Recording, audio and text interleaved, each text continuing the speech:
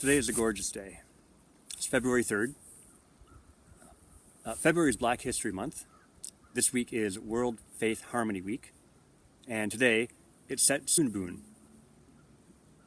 My name is Al Woodhouse. I am one of the outdoor environmental education specialists for the outdoor environmental education team. And today is an absolutely beautiful day to be outside, taking a walk through this natural space. The forest where I'm walking is on the traditional territory of the Haudenosaunee, Anishinaabe, and Neutral people. We acknowledge the enduring presence and deep traditional knowledge, laws, and philosophies of the Indigenous people with whom we share this land today. For my walk, due to the snow depth, which is probably 40, maybe 50 centimeters in some spots, I have decided to use a piece of ingenuity and technology that Indigenous people created for use during the winter months. Snowshoes. There are a number of different designs of snowshoes that relate to the different types of habitats being traveled, the landscape, whether it's hills, valleys, or flat or rolling, and the type of activity they're being used for. And of course, the size, weight of the person and the skill level of the person using them. This is true today, but also historically. So if you'll give me a second, I'm going to put my snowshoes on and take a walk around, see what's here. So I've got my snowshoes on. Right there, we've got some deep snow in the forest here, and I thought maybe we'd take a look around and see what types of animals might have been around last night. A lot of students will ask me what types of mammals there are in the forest here, and to be quite honest, I don't see them regularly. A lot of our mammals, if the tinier ones in particular, they will actually burrow underneath the snow, so we don't see them, and some of the larger ones aren't even active during the time that I'm active. They're active during the time that I'm sleeping. So I don't really get to see the mammals of the property here, but after a nice snowfall like we've had, I get to see good evidence of them. And this evidence is in the form of tracks. The animals that were active last night have left tracks behind, indicating that they were in fact doing something here on the property. So I'm going to walk around a little bit and see what tracks I can find.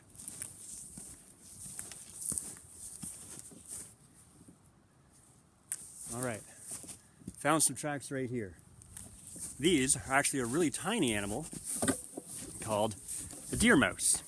Let me just put this down for a second and I'll show you more closely. So here we have the tracks of the deer mouse. You can see in comparison to the size of my snowshoes, they're actually pretty tiny.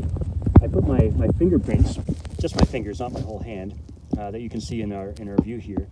And the deer mouse, what it does is all 4 feet land in this one spot, and then they leap a little bit, and all 4 feet land in this little spot. But in between, you see this little line, and that's the tail drag. So the tail doesn't quite make it up all the way off the snow, and you get that little tail drag in between. You can see, judging by the tracks here, the deer mouse has gone back and forth a couple of times from one spot to the next, and all the way over to this stump here. Typically, something this tiny will want to try to keep below the snow, so underneath the snow, so it's not seen by another animal which might want to eat it. So snow does provide a little bit of protection for these animals in the winter. As I was making my way to the edge of the forest, I noticed there were some tracks over here that I want to go take a look at. I'm going to bring you with me here. And we're going to exit the forest. We're going to go into the open field.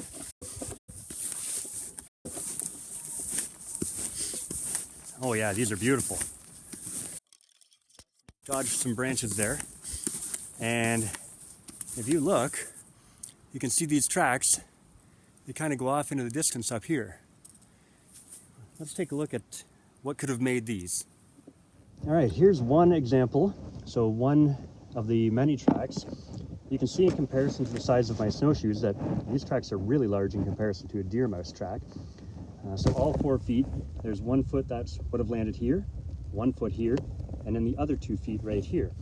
In fact, on this one, this would be a front paw, and then 2 of the back paws, 1, 2. This animal actually puts its front feet down, one, then the other, and then with the hind legs kind of leapfrogs over to make that print. And if I show you the next one, it's the same type of pattern. These ones, because of the wind today, are a little bit filled in, but they still show perfect shape of the animal that's represented here. So front paw down, front paw down, leapfrogging over, and a fairly large track. These ones are actually Cottontail Rabbit. I'm going to take you down to the other end of the property where we have a bit more of an evergreen forest, and we'll see what's living there today. Follow me.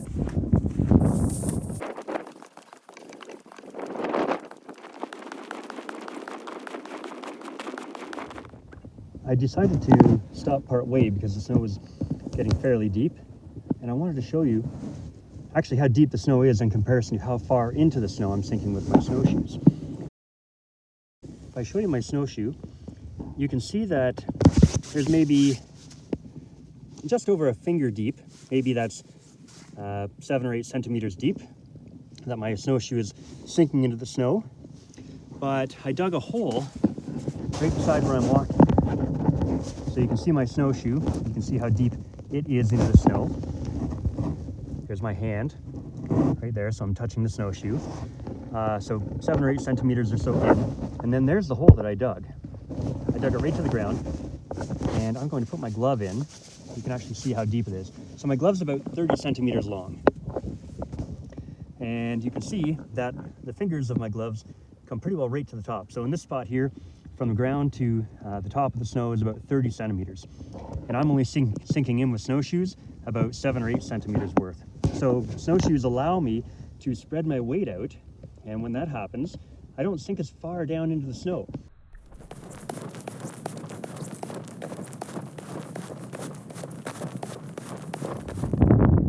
I was walking to the evergreen forest, but I'm crossing an open field, and I happened to pick up the trail of the Cottontail Rabbit again. And I thought at this point I would mention that there are animals that in the wintertime will actually grow fur in between their toes and on the bottom of their feet, which is kind of similar to us putting snowshoes on. What it does is it spreads the body weight out over a larger area. The animal doesn't sink as far into the snow, which means they use less energy, just like when I'm snowshoeing right now, and they're able to move across the land a lot faster and more energy efficient. A couple of classic examples of that would be snowshoe hare, which makes sense, and the Canada lynx, which is actually a really interesting predator-prey relationship there.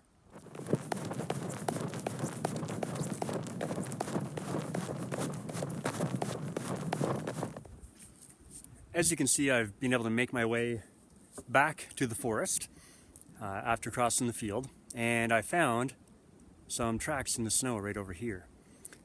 They come from this side, and they lead over to this side. I'm going to just put this down and we'll take a little bit of a closer look at them. Here are the tracks right here that I was referring to, I was talking to. And you can see, I'll use the toe of my snowshoe again. You can see that this is sort of a small to medium-sized animal. It's definitely smaller than the rabbit tracks that we saw earlier, but they have a similar pattern. We've got here, front foot, and then back foot, back foot. The animal was heading in this direction. They plant the 2 feet, they plant the 2 front feet, and then the hind feet come over the top. So the hind feet are actually at the front of the direction of where it's heading. If I bring this in a little closer, you might even be able to see a couple of claw marks right at the very front. So right there, you might be able to see the little claws. The other thing you might notice is, remember with the rabbit, it was staggered. There was one over here, one front foot here, and then one front foot here, and then the 2 back feet up here, where we've got both front feet right side by side here. And this is a good indication, a good piece of evidence for this animal. So sometimes when I'm looking at animal tracks, I look at all the details of a track. I look at the style, the pattern of the print, but then I sort of take a scan up and I take a look around at the habitat type and what might be happening with that animal either before or after it made the tracks. In this case, it went to the bottom of that tree on the left, you can see it there, and up it went. So we can be fairly confident that this animal lives in trees, and I'm very confident that these are squirrel tracks. I've been wandering around the forest a little bit looking for some fairly fresh tracks. There are a number of tracks that are out here, but a lot of them have been filled in by the snow from the last couple of days. But you can see them behind me, all the tracks that lead through this forest. Obviously there's a lot of animal activity in and around this forest, but we'll have to see if we can find some really nice clean tracks ones that give us a good pattern to work with. Ooh. Let's see what this is. All right, I'm going to put this down for a second, just so I can show you a little bit more closely. And look at that. That's a really nice print. That looks like is a coyote. If I pick up the camera a little bit and show you through the forest, so it came up from the bottom of the forest somewhere down there and made its way right across here. But that's a really nice track that we can look at.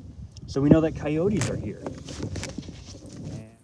The really great thing about the animals that we've found so far is that you don't have to be in a natural space like this to find them. We found coyote, rabbit, deer mouse, squirrel. These can all be found in neighborhoods, and it's really, really fun to track. You don't need specialized equipment, you don't need snowshoes or anything like that, but if you're really interested in finding out what animals might have been around your neighborhood during the time where you might have been asleep, in the description below, you can download 2 tracking identification keys. So take a look in the description below if you want to do something like this around the areas where you live. Well, my legs are starting to get a little tired. I've walked quite a distance today. I had a lot of fun doing it. Tracking is always fun for me, to explore those mysteries, use the evidence to figure out what types of animals were here when I was actually sleeping. I hope you have the opportunity to do this, and it's a lot of fun. You don't need any specialized equipment. You just need more or less a kind of a clean snowfall, and luckily we have lots of that.